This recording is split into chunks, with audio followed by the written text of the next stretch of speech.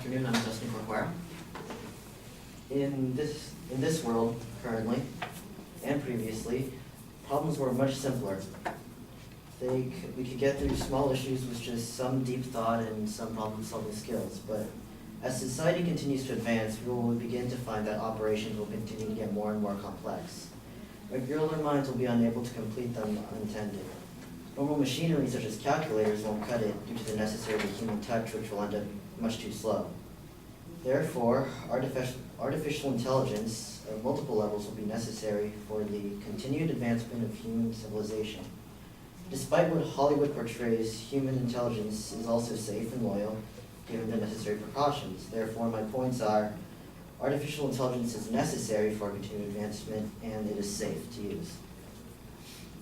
My first claim will be that many tasks that require human supervision and simple machines cannot make certain decisions. For example, a man with a calculator and just some computer can't break some encryption, even with the necessary equipment. It could take forever.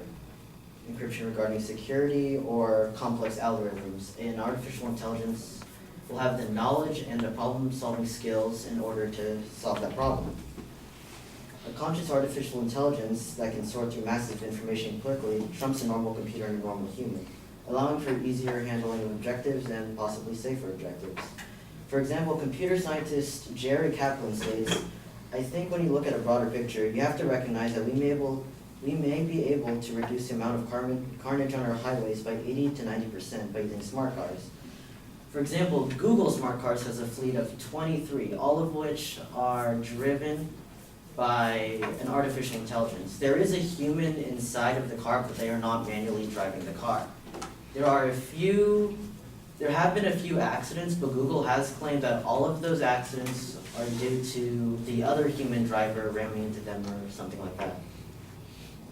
With massive data input capabilities, the best possible results are acquired at a maximum speed, leading to the better understanding of the basic ability to basically complete any complex problem. For example, of Time magazine, Ray Kurzweil says, "AI today is advancing the diagnosis of disease, finding cures, developing renewable clean energy, helping clean up the environment, providing high-quality education to people all over the world, and helping disabled, including Stephen Hawking's voice, and contributing in a myriad of other ways." The second point is the question loyalty of artificial intelligence. Generally with Hollywood, especially with the movies such as, I think it was called Ex Machina, where everyone was terrified because of an artificial intelligence. But if in that movie we treated the artificial intelligence like a guinea pig, a rat, treating the artificial intelligence as a person with the same right as a human can lead to better results. In David Brenn's article, he states, "The real reason to do that is far pragmatic. If the new AIs feel vested in civilization that considers them human, then they may be engaged in our give-and-take process of shining light upon delusions, each other's delusions above all." That meaning, if a singular artificial intelligence is brought over to our side, if there are other artificial intelligence, the first one can help convince the others to basically be more invested in humanity, as opposed to the Hollywood definition of basically destroying. It's also possible to create artificial intelligence with limiters instilling absolute loyalty. That may be unethical, but that's irrelevant. More so that the author Isaac Asimov has 3 rules for AI limiters that would be the most practical. The first being, a robot may not injure a human being or through inaction allow a human being to come to harm. The second rule is, a robot must obey the orders given to it by human beings, except where such orders would conflict with the first law. The third rule is, a robot must protect its own existence as long as such protection does not conflict with the first or second laws. In conclusion, to put it bluntly, Hollywood implanted the most negative scenarios and fears into us regarding artificial intelligence, but the benefits are massive. AI is in fact necessary for human advancement, and measures can be taken in regards towards safety and loyalty of our potential artificial companions. Artificial intelligence is a breakthrough of mostly untapped potential, and society has need of their assistance.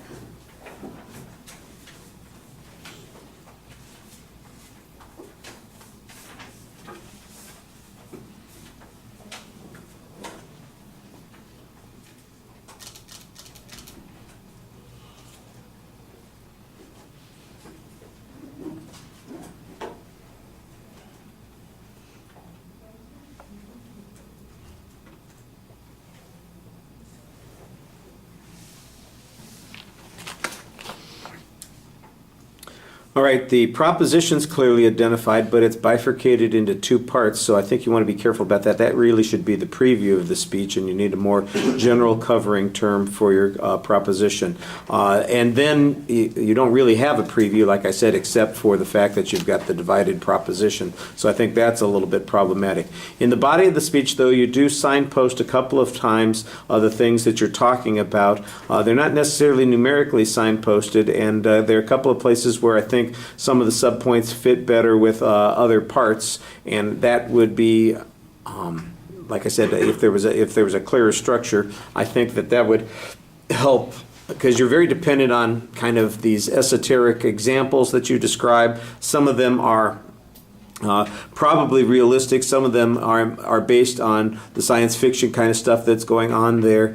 I think there's also a point in the argument that might be made that says that the fear of artificial intelligence has been exaggerated by science fiction elements, or in particular, you mentioned Hollywood a couple of times as illustrations of that. And I think that you need to kind of show that either the progress that we've made or the likelihood of problems like this is going to be minimal to begin with.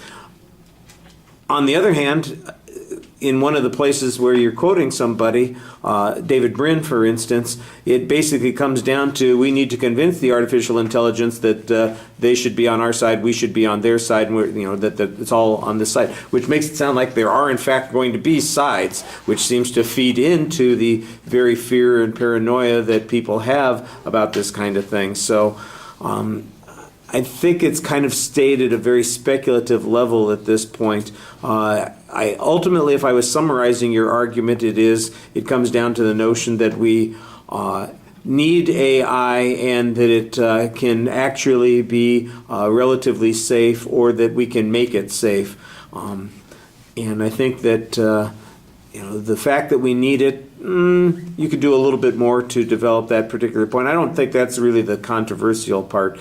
The question of its safety is very speculative. I think that's the thing that needs a little bit more development. And your argument is really that it's not really particularly unsafe. And then you're having to rely on Isaac Asimov, who, of course, is primarily known as a science fiction writer, to come up with the limitations for the rules of robotics and what's going to be safe when it comes to artificial intelligence, which I'm not saying are necessarily bad rules, but it also feeds into that paranoia that we've got going on there.